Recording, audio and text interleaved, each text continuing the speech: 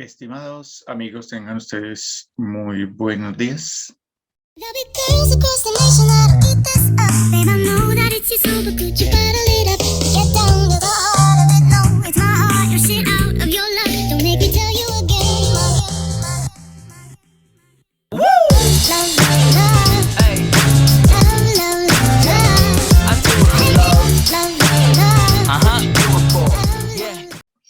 De acuerdo a nuestro cronograma de actividades, el tema que nos compete en el día de hoy, en las fechas establecidas, son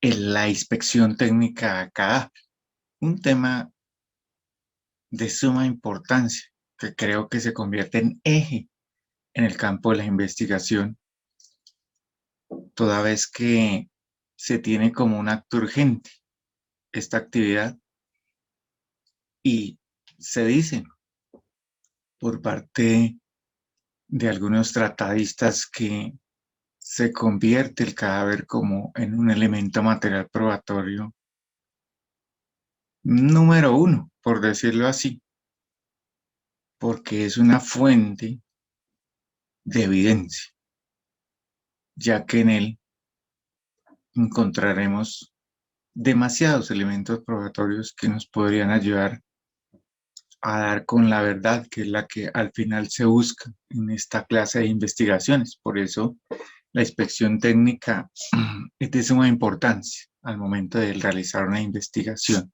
Es necesario que nosotros, antes de tratar este tema, tengamos en cuenta un aspecto muy importante, estimados amigos, y es que siempre que se vaya a aplicar la técnica de embalaje del cuerpo sin vida, se debe utilizar para los cambios y reformas que hay actualmente, usar una bolsa plástica blanca. Es importante esto.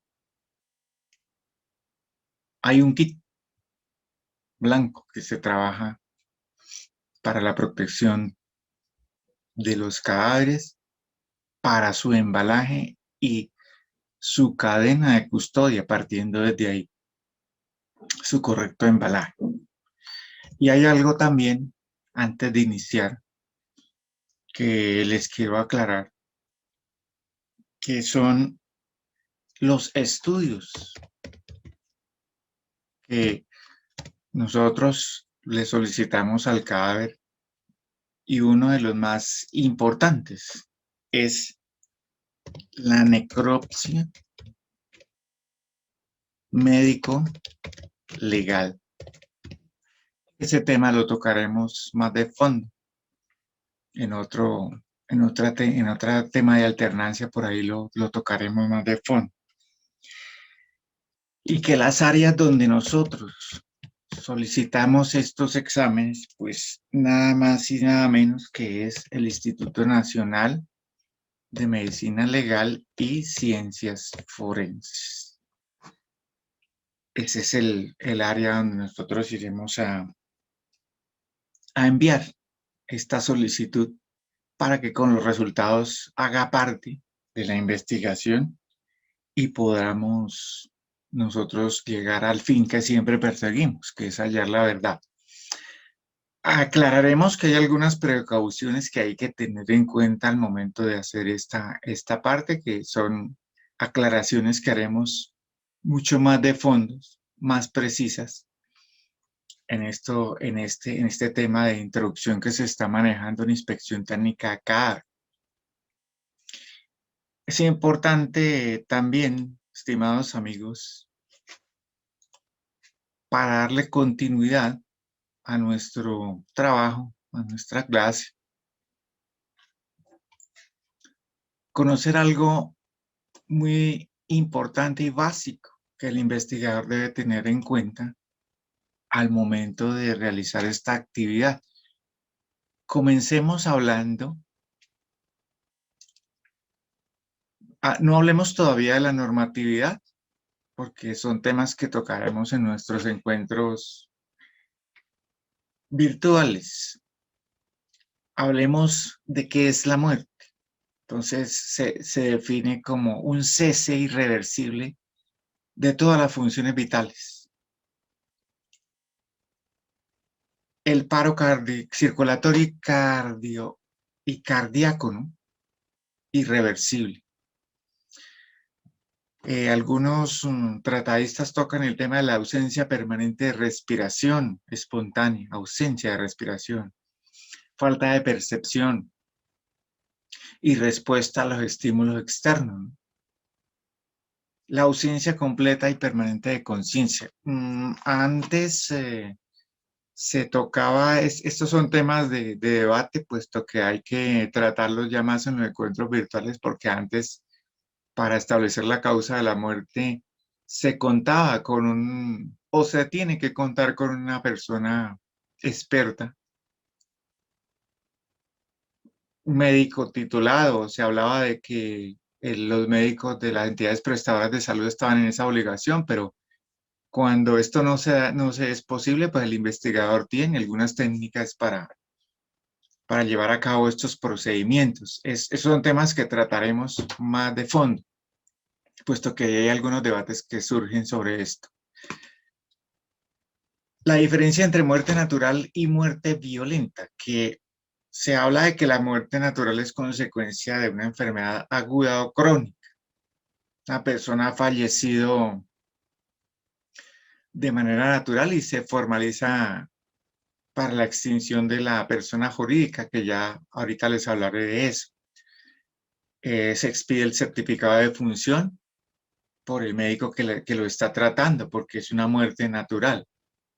Ese médico da fe de que la persona ha fallecido por esas patologías que les estaba tratando en su clínica, hospital, en su casa. Quiere decir que la persona naturalmente, sin ningún agente externo, falleció, y eso lo certifica el médico. Y la muerte violenta es consecuencia por agentes lesionantes, que son los accidentales, homicidas o suicidas. Adelante tocaremos los tipos de muerte. La muerte violenta se genera por factores externos a la persona, ¿sí? Alterando el estado natural de esta.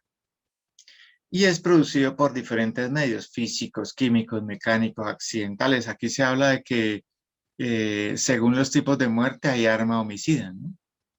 Si es un atropellamiento, pues el arma por un automóvil, pues el arma homicida es, y le causó la muerte, obviamente, pues el arma homicida es el automóvil. Si es una muerte por arma de fuego, el arma homicida es el arma de fuego, la gente, ¿no? Estos generan una importancia de ser analizados por las ciencias y las técnicas que lo tocábamos al principio, las áreas de la criminalística, las técnicas forenses, y representan un interés jurídico para conocer la verdad de lo ocurrido, que es el fin del que le estábamos hablando ahorita. Entonces, ya estableciendo las dos diferencias, que la una es por una enfermedad aguda crónica, no hay un agente externo, y la otra, la violenta, hay un agente externo. Podemos hablar de esa consecuencia legal, que es la extinción de la persona jurídica. Se emitirá un certificado de defunción médico tratante, para que es el que el médico, en el caso de los naturales, de las muertes naturales, ese médico tratante lo expide, y en el caso de la violenta, cuando se practica eso de lo que les hablaba al comienzo, la necropsia médico-legal, se expide, ya la expide el Instituto Nacional de Medicina Legal y Ciencias Forenses. Son dos documentos que igual cumplen la misma función, pero que si lo emite una clínica particular o un médico tratante, se convierte en un documento, pues, de carácter privado, pero tiene esa misma función. Y si lo emite el Instituto Nacional de Medicina Legal, pues es un documento de carácter público, ¿no? Oficial. y pasarán a ser inscritos en el registro civil de defunción. Es importante y es obligatorio que se comuniquen a las entidades de policía judicial estos ceses a la registraduría, pues para que se hagan las respectivas correcciones en las bases de datos sobre esa persona jurídica que ya, hablando del tema de la extinción, cesó, dejó de existir. En la inspección técnica cadáver se define como el examen de reconocimiento que realiza la policía judicial. Cuando hablamos de policía judicial es un tema que tocaremos también adelante. ¿Quiénes son? ¿Qué funciones cumplen? Para establecer las causas probables de la muerte y obtener los elementos materiales probatorios que permitan conducir inicialmente la investigación. Obtener elementos materiales probatorios, establecer las causas probables, ¿no? Y eso se consigue con la necropsia médico-legal, ¿no? Por ahí hay otro tema que tocaremos más adelante, las maneras de la muerte, quiénes las pueden establecer, y las causas científicas de la muerte, quiénes las pueden establecer, ¿no? Nosotros no podemos hablar de eso porque no somos científicos. Eso es un temita que tocaremos. Hay que priorizar medidas de bioseguridad, es muy importante y más con los temas de pandemia al momento de tener contacto con los cadáveres, teniendo en cuenta que en el cadáver hay presencia de elementos patógenos que pueden generar un riesgo de contaminación, ¿no? Contacto con la piel, ingestión, inhalación, entre otros, para el investigador. Esas medidas de bioseguridad deben tenerse siempre que se va a entrar en contacto con el cadáver. Así tan sencillo que es. En los pasos que el investigador debe tener en cuenta al momento de llevar a cabo esta diligencia, que les había dicho que le hablaré del marco legal de esta diligencia en nuestro encuentro virtual. Se inicia con la verificación de la muerte por parte de la primera autoridad responsable, ¿no? ¿Quién es ese? Pues el primero que llega al lugar de los hechos. Tocaremos también ese otro tema. Nos toca por partes porque esto tiene demasiadas cosas, ¿no? La protección del lugar de los hechos, que se habla de una cinta de acordonamiento, que es el tema del acordonamiento como tal.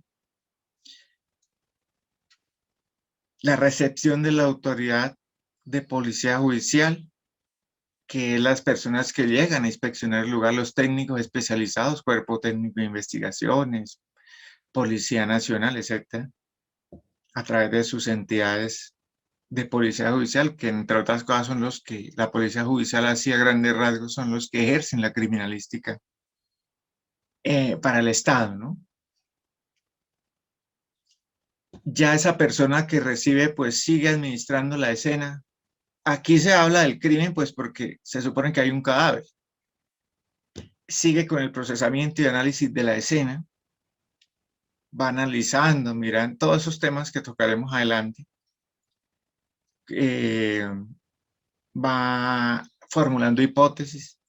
Viene un tema de documentación fotográfica, la narrativa que va en el formato, que es un formato que se diligencia, y el bosquejo que se hace a mano alzada de lo que ocurrió para luego hacer el plano topográfico. Cuando yo hablo de esta parte, es un tema también que apartaremos tiempo, que se llama la fijación de la escena, que hay varias maneras de fijar y que se piden que se haga por ley. Viene otra parte que es la inspección al cadáver, de manera externa, y hay que diligenciar el formato de inspección técnica cadáver, que se lo socializaré a sus debidos correos institucionales, y la solicitud de análisis, que es la que ustedes como investigadores hacen al Instituto Nacional de Medicina Legal para que nos den el informe, nos den una respuesta al informe científico de la causa de la muerte, de tipo científico, para nosotros poderla anexar a nuestra investigación, a nuestras sumarias. Quedando esto ya, este tema pues concreto, hablemos de los procedimientos de la inspección técnica de cadáver. Ya realmente, ¿qué procedimientos ya se siguen? Habiendo priorizado lo anterior, que son lo que habíamos tocado sobre los pasos que se deben seguir. Y adentrándonos más en esto, hablamos de determinar características de muerte.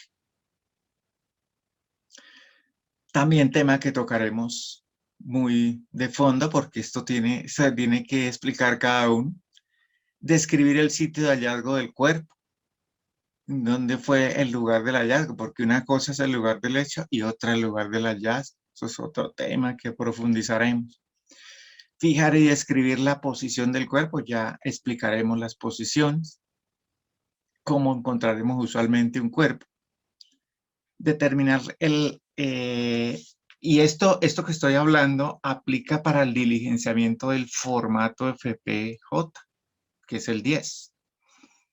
Determinar el cronotanato diagnóstico, que son los temas que se hablan, los tiempos de la muerte o signos post-mortem, ¿sí? Antes, durante y después de la muerte, los signos post-mortem. Determinar causa y manera de la muerte, que en este tema no me quiero meter todavía porque es un tema brutalmente de debate. Nosotros no podemos como llegar a asegurar un tema de una causa de una muerte.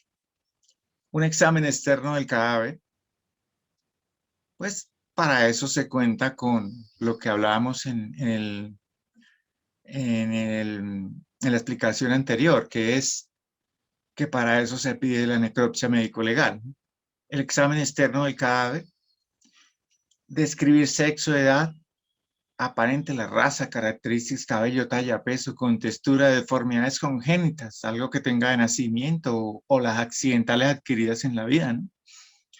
La documentación y recolección de los EMPIF, que esto ya lo conocen ustedes, son los elementos materiales probatorios y evidencias físicas. Una vez hallada la totalidad de la evidencia, documéntela, ¿no? Que es diligenciar estos rótulos, estos formatos, tema que tocaremos en nuestras labores de campo. De ser necesario para evitar la pérdida, degradación o contaminación, recoléctela acorde a los protocolos. ¿Cuáles protocolos? Los de cadena de custodia. Embalar las manos del cadáver para preservar evidencias biológicas, trazas, eso que a veces no se ve, pues que toca con algunos agentes que nos ayuden a mirar qué tenía esa persona en la mano, como la espirometría, la absorción atómica, todo lo que tenga que ver con evidencia traza también, residuos de disparo. Eso que no se ve, eso microscópico, ¿no? Los microelementos. Si haya pertenencias, documéntelas de manera narrativa y fotográfica.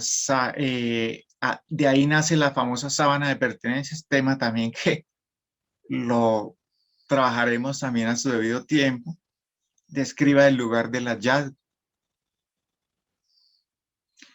Determine si estas representan información importante para la investigación. Realizar solicitudes de análisis según el caso. Elaboración del formato de inspección técnica cadáver, ya les toqué el tema cuál era. Transporte y entrega del cadáver y evidencia física al Instituto de Medicina Legal o laboratorios quienes hagan sus veces. En caso de escenas relacionadas a socioactividades y hallazgos en el informe, también tema que tocaremos en la labor de campo.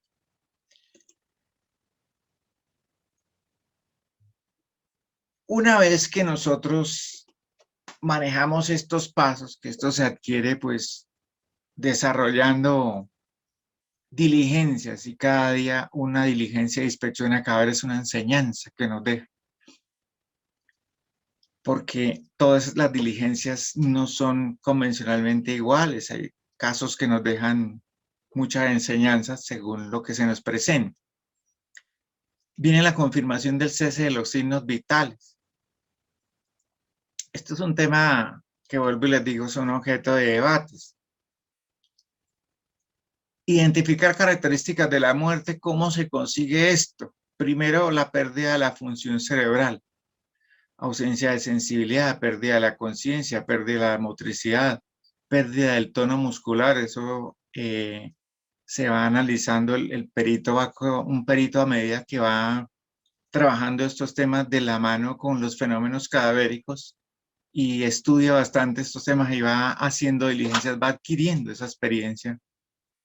Por ejemplo, esos signos de reflejo, o a veces se le habla, se preguntan nombres o todas estas cosas y se pierde conciencia, no hay movilidad. Otros casos muy de fondo, la pérdida de la función circulatoria. Entonces no hay latidos cardíacos, no hay, hay ausencia de pulsaciones arteriales, pues algunos toman los signos en las carotidias, que es en el cuello, en la radial de la mano, ¿sí? Para determinar esto. Antiguamente se usaba el famoso, en el tema de la función respiratoria, se usaba el famoso espejo en la nariz, que los viejos zorros de la investigación lo hacían en tiempos de hace muchos años. De pronto para este servidor se incluye, pero que ya las cosas con todos estos cambios que han habido, pues han evolucionado, ¿no? Los signos del ojo, la pérdida del reflejo fotomotor, la deshidratación, que podemos ver la aparición de una mancha gris o una mancha esclerótica, una pepita que aparece en el ojo cuando nosotros lo abrimos, ¿no? Y se finaliza con la descripción del hallazgo del cuerpo, de su valoración minuciosa, depende de que digamos, que él se establezca como el lugar de ocurrencia de los hechos. Esos son temas que tocaremos cuando veamos lugar de los hechos, porque esos son temas bastante amplios, muy amplios. Aquí por lo menos cierro este pequeño introductorio diciendo que una cosa es el lugar de los hechos y otra el lugar del hallazgo y otra la cosa es la escena. Entonces, ahí ya tenemos material para debatir. En las posiciones, esto sí quiero que de una vez les quede claro, vamos a encontrar cómo aparece esta primera figura. Encontramos que si el cuerpo está con las escápulas, ya vimos el tema de las regiones, la región escapular tocando el piso y las mamarias mirando hacia el cielo o hacia el techo, se habla de una posición de cúbito dorsal.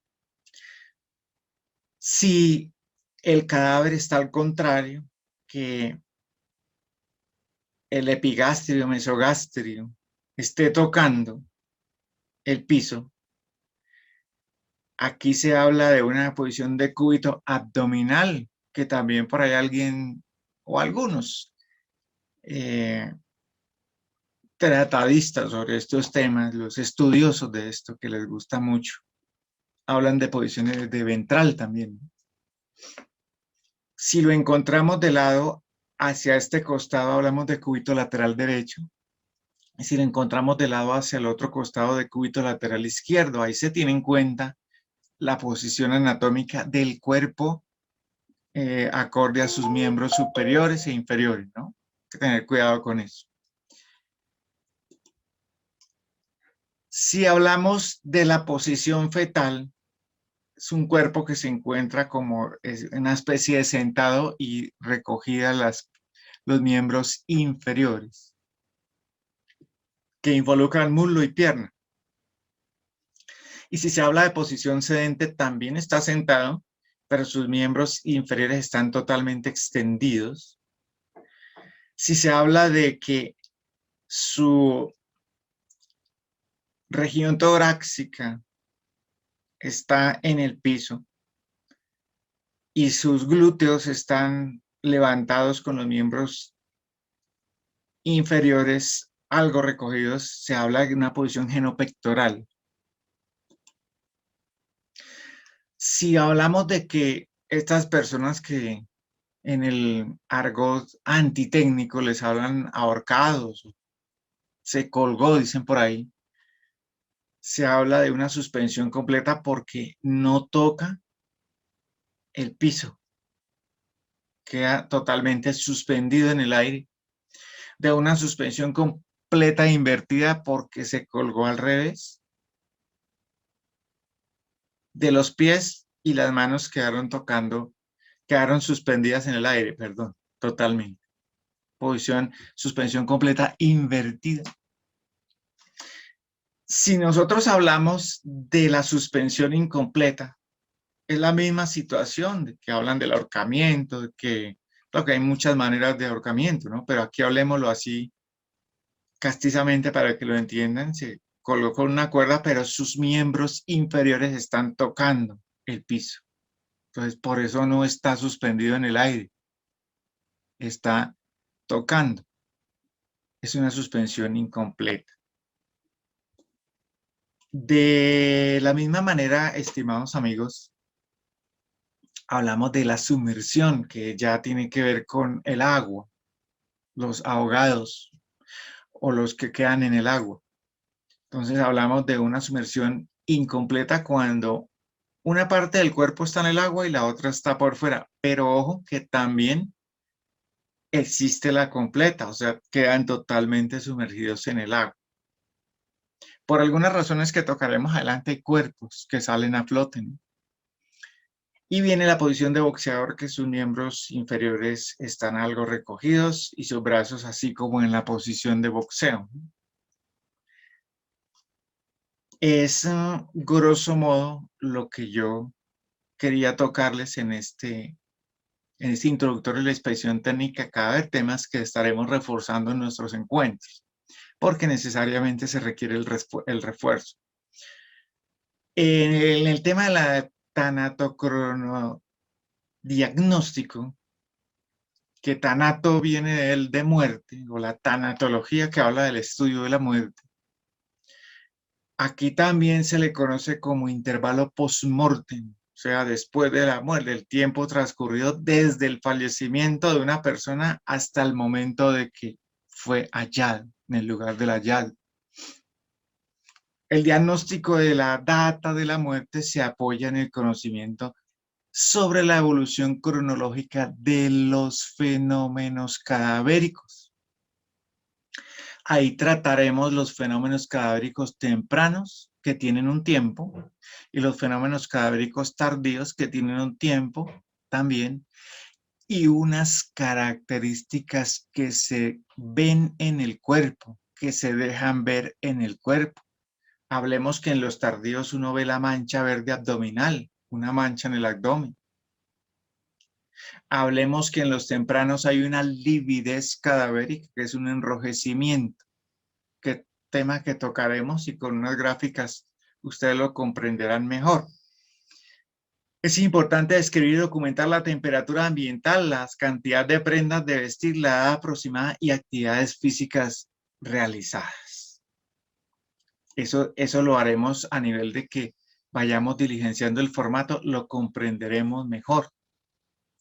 Y cerrando de pronto este pequeño ciclo, pues los fenómenos cadavéricos, si son tempranos, que tienen un tiempo, ya les explicaré eso, se habla del enfriamiento cadavérico, rigidez cadavérica, la lividez cadavérica, la deshidratación, los espasmos cadavéricos, y los tardíos se dividen en destructores y conservadores. En los destructores se habla de la autólisis, la putrefacción, la antropofagia, que tiene que ver con el tema cromático, enfisematoso, colicuativo, por reducción esquelética, temas que desfragmentaremos, y los conservadores, la momificación, la adiposidad y la corificación.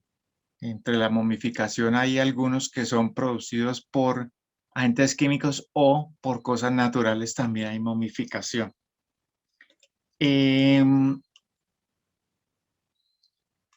De esta manera, estimados amigos, nosotros conocimos los pasos que se manejan a nivel de una inspección, básicos que se manejan a nivel de una inspección técnica cadáver, los cuidados que se deben tener, los exámenes que se solicitan, los tipos las maneras, la diferencia entre muerte violenta, muerte natural, y cerramos hablando de la manera probable de la muerte, que se habla por la posible forma en que ocurrió el evento, la pérdida de la vida, la cual será confirmada o descartada por el patólogo, ojo, el científico, al momento de la necropsia médico-legal. Eso no lo podemos determinar nosotros, son ellos los científicos. Y se hablará de un homicidio, de natural, de un suicidio, de un accidental o por establecer que en realidad vienen a ser los tipos de muerte, si es homicidio accidental, si es suicida o por establecer. Temas que paso a paso tocaremos cuando ya tocamos al inicio, si se habla de un homicidio, pues es provocado por un agente externo. El arma homicida puede ser un automóvil o un arma de fuego. Si es natural, por temas patológicos, enfermedades naturales, ¿no? Por temas de la edad.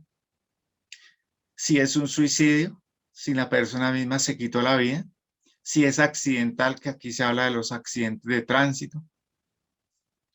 O otra clase de accidentes, porque puede haber una persona perder la vida por un accidente con arma de fuego también.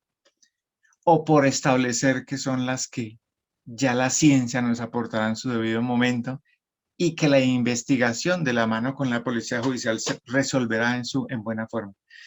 De esta manera, estimadísimos amigos, he tocado el tema de la inspección técnica de cadáver con miras a seguir amplificando mucho más porque estos son temas para seguirlos estudiando de fondo. Estimados amigos, tengan ustedes muy buen día y nos espero o esperamos podernos encontrar en los nuevos encuentros virtuales. Muchísimas gracias.